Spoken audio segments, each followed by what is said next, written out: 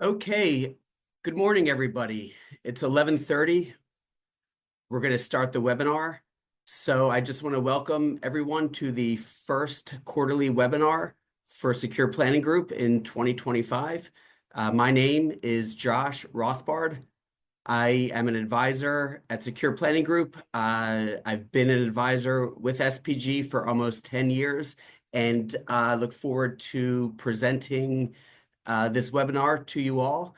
So the title of our webinar today is Outlook 2025 and Pragmatic Optimism. So optimism is a good thing. We are optimistic for the stock market in 2025, and we'll talk a little bit about what those reasons for optimism are. We're going to talk about different aspects of the economy. We'll talk about stocks and bonds and a couple other items as well. So let's dig in, and we're going to start talking about the economy. The first reason that we are optimistic for 2025 is pent-up demand for CapEx spending.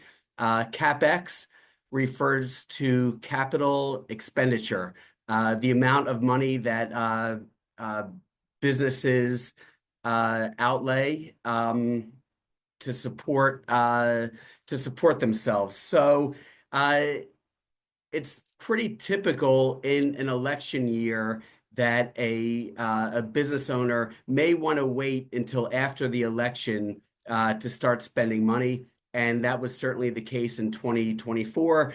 In a survey to business owners, most of them indicated that they would wait until 2025 to ramp up their capital expenditures. They wanted to wait till after the election. So what are businesses going to be spending money on? And it's probably no surprise, especially with the rise of technology, that kind of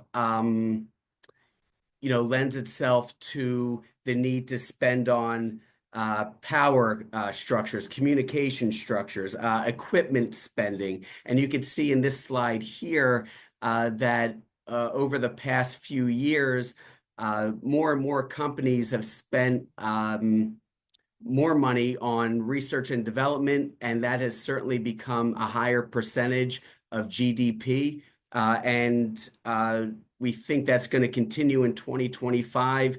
And for those reasons, we are optimistic about the economy in 2025. We see businesses starting to spend more money.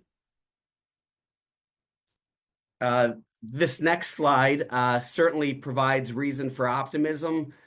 Depending on how old you are, it might be a little depressing as well, but we'll keep it to the optimistic side. Millennials are now reaching their peak earning and spending years. So demographics are definitely going to be providing a tailwind for consumer spending. So we have seen a little bit of a drop off in consumer spending, but we're going to start to see that pick up over the next couple years as millennials start to earn more money and ultimately spend more money. On top of that, we've seen, especially back in 2021, a large percentage of households have refinanced their mortgage debt. And that has certainly increased their disposable income. We've seen a rise in disposable income due to tight labor markets. And interestingly enough, by the year 2030, we're anticipating that the labor force is going to be made up 75% of or by millennials. Okay, and if these millennials are earning more and spending more, that is certainly going to be a tailwind for the market. And then on top of all of that, we're going to start to see probably the greatest exchange of intergenerational wealth over the next couple of years. Millennials and the generations that are younger than that are going to be the recipients of that intergenerational wealth. And again, that is certainly going to be a tailwind for consumer spending. And the more the consumer spends, the better the economy is, and ultimately the better the stock market is. So that is certainly a cause for optimism. I don't think it's any surprise that this slide is telling us that upper income households provide the biggest support to the economy. And we see that these upper income households, they were least affected economically by the pandemic, especially when we talk about pandemic-related rent increases. Upper income households were very immune to that.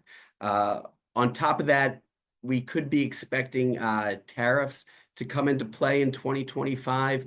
But again, upper income households will probably be least affected by any tariffs that are imposed by the new administration. And really the key point here is that upper income households are really a leading indicator of consumer metrics. Where they're spending their money, how they're managing their expenses, so on and so forth. Those are all leading indicators of where consumer spending and where the economy is going to be heading. So let's talk about inflation. Inflation has certainly been a hot topic over the past couple years, and we're finally seeing inflation kind of come back down to normal. Now, I don't think it's kind of falling as fast as the Fed would like it to. But at this point, we don't really see any cause for an acceleration of inflation. A couple of things that we do need to be aware of and kind of look out for, which could reaccelerate inflation. One would be a shock to the supply chain.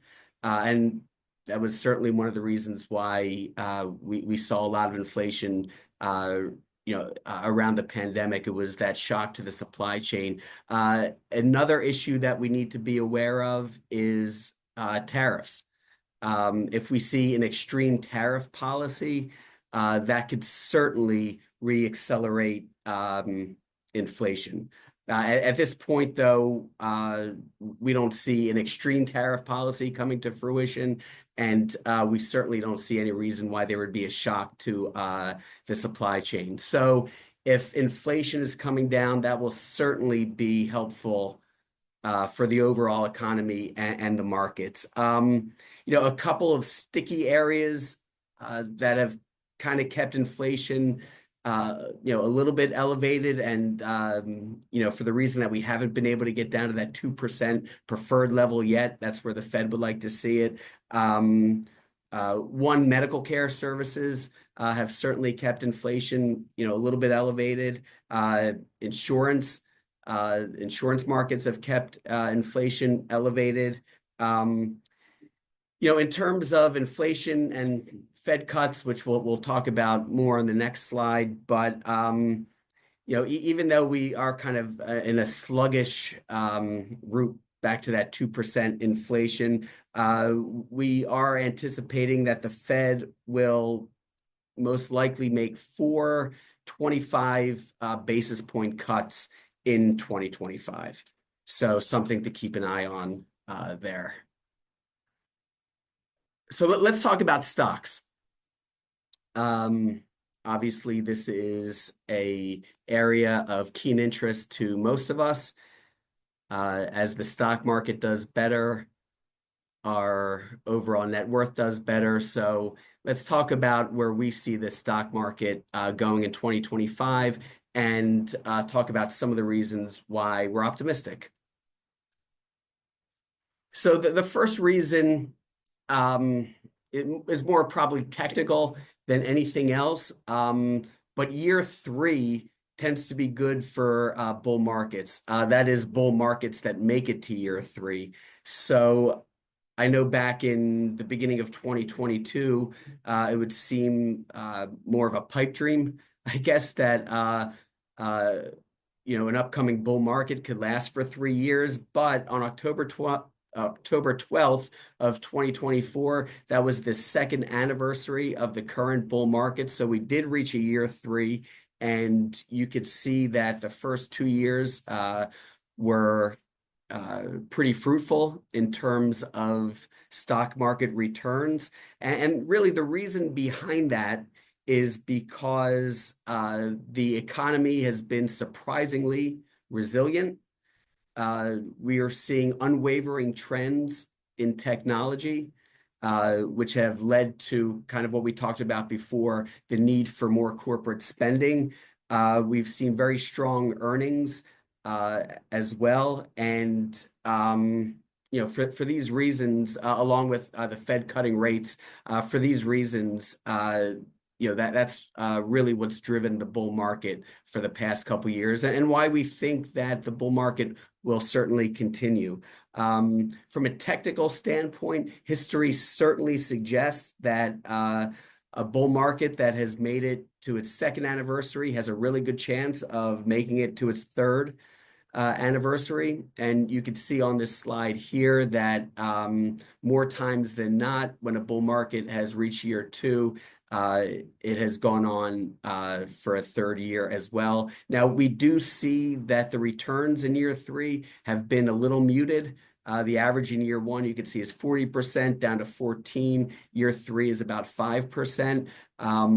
So while we are optimistic, we may not see the same explosive rates of return that we've seen the past couple years. Now, the really interesting thing is that the average bull market actually lasts 61 months. As of right now, we don't see any signs of a recession, coming around the corner. In years past, reasons why a bull market has kind of stalled out or not made year three has been because of a recession. Sometimes it's been because of an overly aggressive Fed.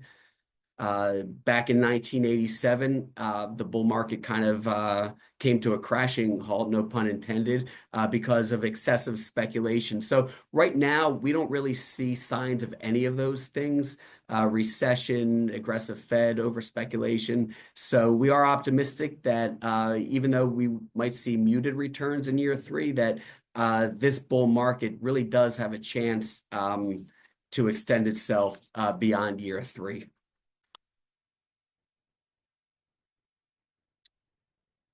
I don't think this is a surprise to any of you, but stocks usually go higher after a Fed rate cut begins.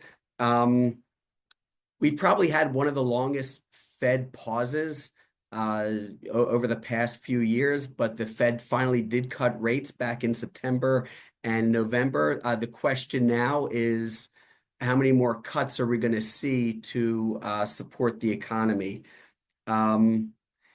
You can see here that we have generally seen positive returns in the S&P after the Fed does cut rates, and similar to the bull market slide before, recession is usually to blame as to why the market doesn't perform as well after a rate cut. But like I've been saying, we don't necessarily see a recession, coming down the pike. So we are optimistic that stocks should continue to go higher during this rate cut cycle.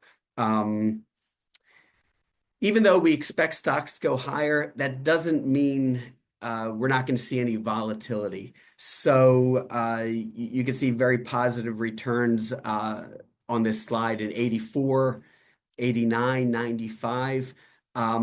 Even though we saw positive returns, we still did see a peak to trough pullback in the range of 5 to 10%. And that could very well happen in 2025. We started to see some of that at the end of 2024. And even if we do see a pullback, whether it's 5, 10%, maybe, even a little bit more, we don't necessarily view that as a sign of a weakening market. Honestly, we're going to view that as an opportunity to buy different stocks that maybe lost some value during that pullback. So just want to make you all aware that even though we expect stocks to go up, obviously they don't go up in a straight line, and we could expect to see a 5, 10% pullback, maybe even more. So let's talk about the Magnificent Seven. When we refer to the Magnificent Seven, we're talking about seven stocks: Microsoft, Amazon, Meta, which is Facebook, Apple, Alphabet, which we know better as Google, Nvidia, and Tesla. So looking at this chart, we could see that back in 2023, the Mag 7 stocks were really doing all of the heavy lifting. The stock market really was propped up just by those seven stocks. And while that's great for people who own all or some of those stocks, it really doesn't lend itself to a healthy stock market or really a healthy economy, because we have just a handful of companies, again, doing all the heavy lifting. But you can see that the trend is very positive as the Mag 7 stocks earnings start to pull back a little bit. We're seeing that in relationship to overall S&P 500 return, that it's becoming less and less of a driver of that overall return, which really indicates that instead of seven stocks propping up the whole market, we're seeing more of a breadth of different companies helping provide that return. Tech stocks tend to do pretty well for a short period of time, and everything's cyclical. So as the Mag 7 earnings start to diminish a little bit, we could start seeing a shift toward value stocks. In further support of that, with the new administration taking over yesterday, one of the things that we think will happen is we're going to start to see some deregulation, specifically in the energy and banking sectors. If we do see that, that should provide a nice tailwind for those stocks, which ultimately, again, will help that thesis of a wider market with more companies participating in the gains of the S&P 500. Again, lends toward this notion of a healthier economy and a healthier stock market. So just understand that maybe it's a little counterintuitive that as the Mag 7 stocks earnings diminish, that really does speak to the overall health of the economy and the market. And again, a reason why we are optimistic for 2025. Talking a little bit about charts that might be counterintuitive. If you look at this in the past 30 years, we've seen more people today expect the stock market to go up. And when we kind of see statements like that, to me, it reminds me a little bit of that saying by Warren Buffett, and I might be saying it a little bit wrong, but hopefully you'll understand my point. But the quote attributed to him is that when people get greedy, be fearful. And when people are fearful, that's the time to get greedy. So it does seem that right now people might be a little greedy. And we see here that this is the highest percentage of consumers expecting the stock market to increase over the next 12 months. So just understand that even though the general public might be bullish, that could be a reason, for just to pause and maybe have a little bit more discipline when it comes to investing. So that's stocks. Now we're going to talk about bonds. And we're going to talk about how we could be coming in to a golden age for income investors. Sometimes what's good for the bond market may not necessarily be good for the stock market. We're optimistic that what's coming around the corner in 2025 could be good news for both stock and bond investors. And the first thing we're going to take a look at is the yield curve. This gets very technical, but essentially what we're looking at here is the average spread between the Fed funds rate and the 10-year Treasury yield is typically 1.1%. Right now, the current Fed funds rate is 4.5%. So we would expect if we looked at the averages that treasuries would yield 5.5%, 5.6%. That's not the case right now. Right now, we're seeing that 10-year treasuries are actually yielding significantly below the Fed funds rate. So even though the Fed funds rate is 4.5%, if you were to go out and get a treasury or to go and buy a treasury bond, you may be looking at something in the 3.5% range. So when we talk about averages and reversions to means, we do think that in 2025, we could see that average spread get back up to that 1.1%. So at that point, we'd be able to get more of a yield on a 10-year treasury, which for income investors would lead them to have more income. If they have more income, they spend more money, and ultimately that's a tailwind for the economy. So we do need to note that even though this might be, if treasuries do go up and we get a higher yield, that will be great for income investors. It may not be as great for borrowers, but on the whole, we do see this as a tailwind for the economy in 2025. And we do see that this average spread could get back to 1.1%, which certainly would lead us to be optimistic, again, about the economy and the overall markets.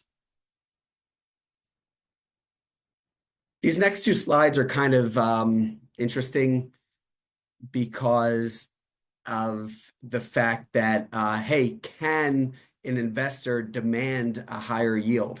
And we're going to see in the next two slides that might be the case. So what we're talking about here is Treasury term premium, and we're certainly getting a little technical. But what this refers to is the fact that if you're willing to hold a Treasury bond or a note for a long period of time, in this slide, we're using the 10-year Treasury as an example, but certainly, beyond, 20, 30 years, would be relevant as well. But typically in the past, a treasury investor would get a premium. They'd get paid more for the risk of holding a treasury note or bond for a significant period of time. So someone who bought a 1-year treasury or 2-year treasury would not get the same dividend yield as they would if they were to hold a 10-year treasury. And what we're seeing here is that treasury term premium, the extra income that you would get for taking the risk of holding a treasury note longer, has actually fallen. So you're really not getting that premium. There's no real reason to hold a treasury note for a long period of time because you're not getting rewarded for it. You're taking on all the risk and you're really not getting any of the reward.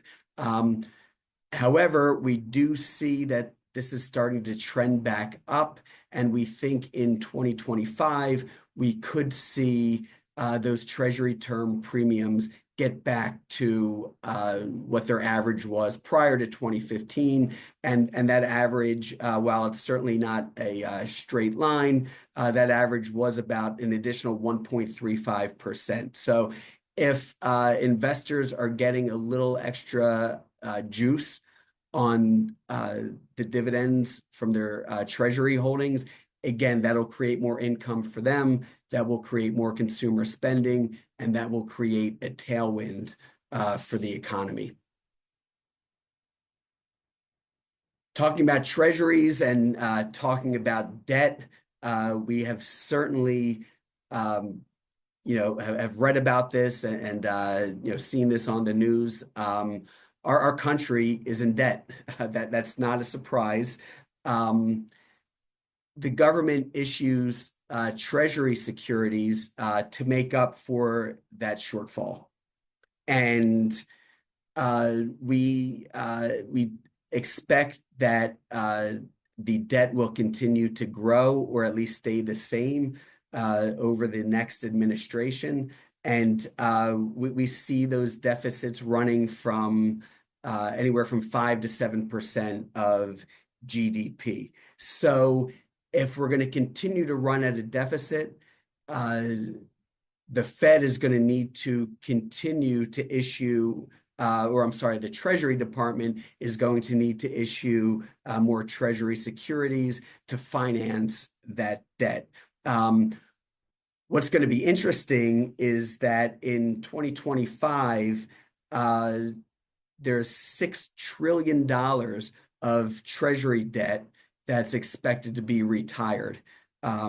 So in addition to having the Treasury Department issue new Treasury securities to finance existing debt, they're going to have to find additional buyers for the additional treasuries they're going to have to issue because of all the treasuries that are retiring or are going to be retired in 2025. So the nice thing is that these treasuries are still considered the safest investments in the world, full stop. So the Treasury Department doesn't necessarily think it's going to be difficult to find buyers for these treasuries that they're going to have to issue, the $8 trillion in treasuries that they're going to have to issue.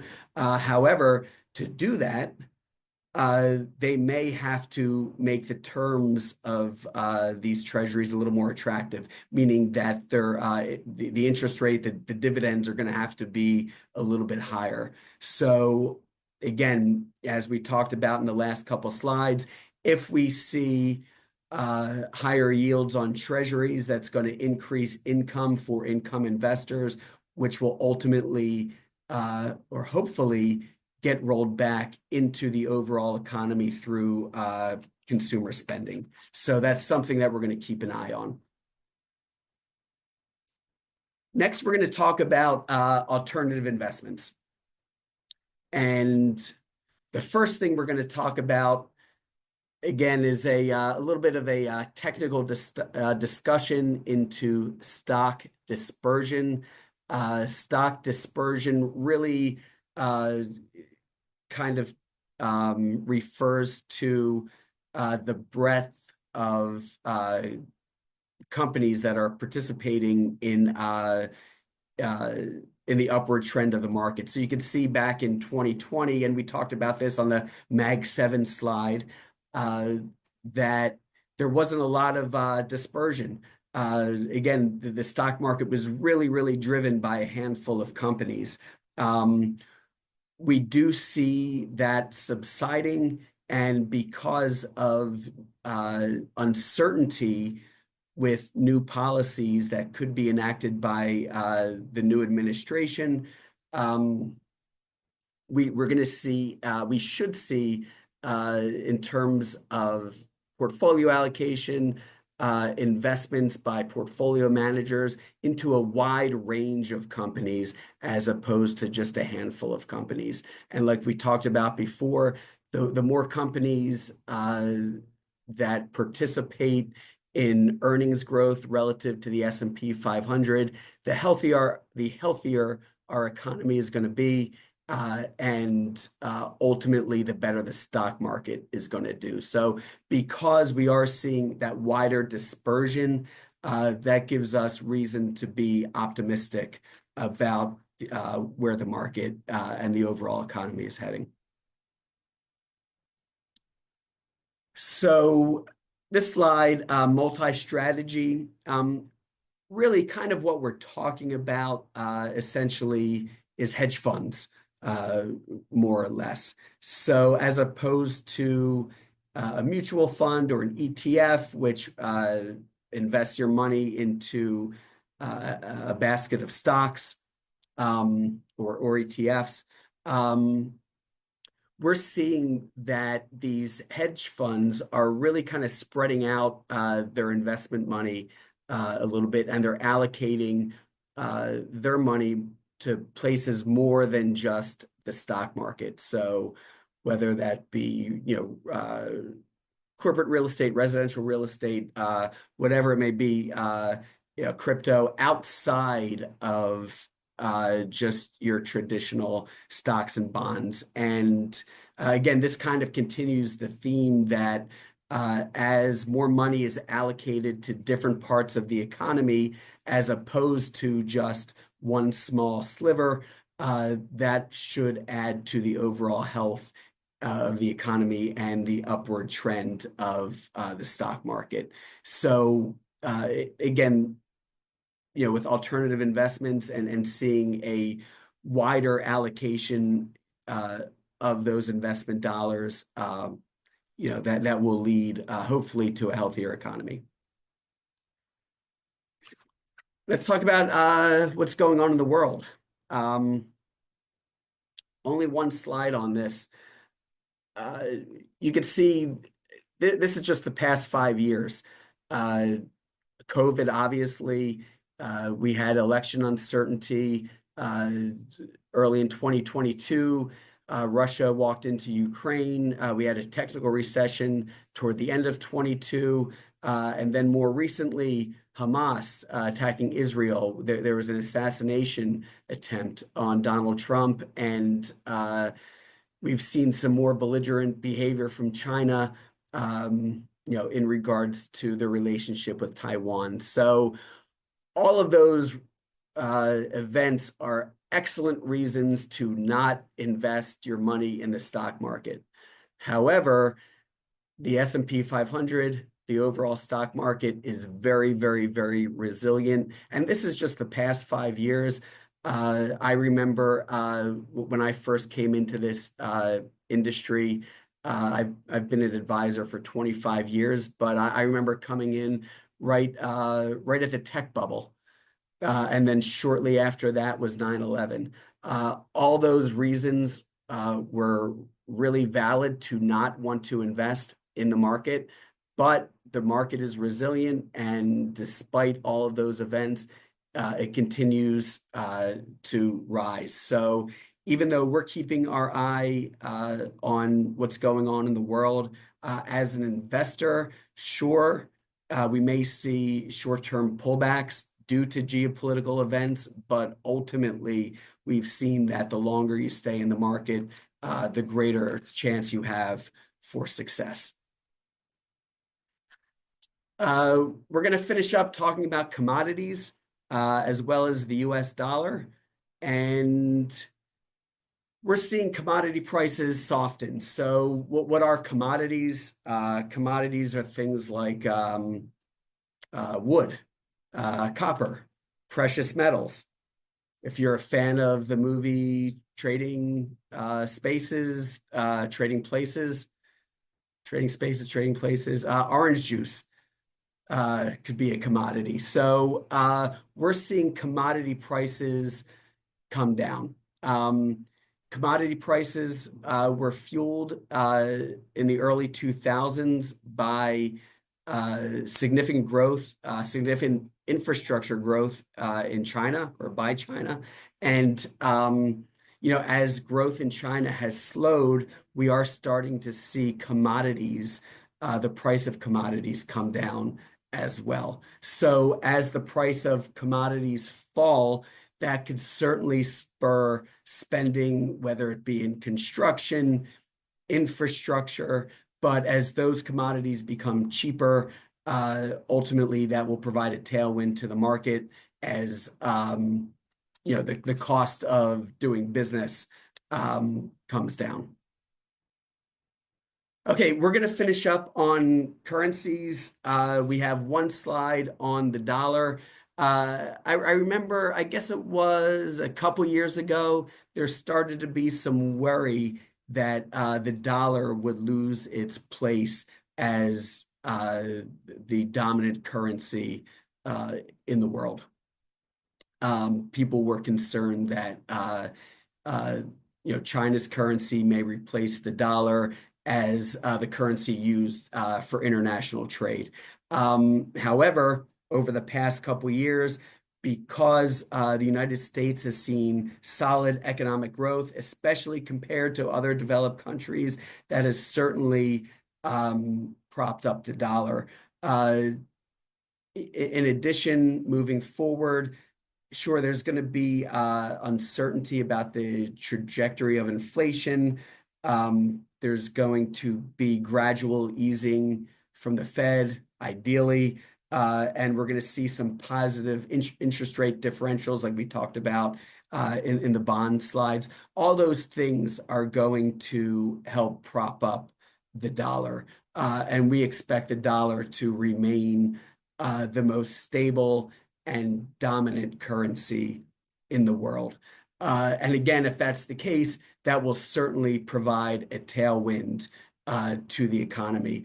So things that we do need to pay attention to, and we talked about this in some prior slides, we do need to keep our eye out for tariffs, although depending on the policy, tariffs may actually prop up the dollar even more. We have to keep an eye on inflation. But despite those issues, in conclusion, we do feel optimistic about what's to come down the pike in 2025. If you have any questions about any of these slides, please reach out to your advisor.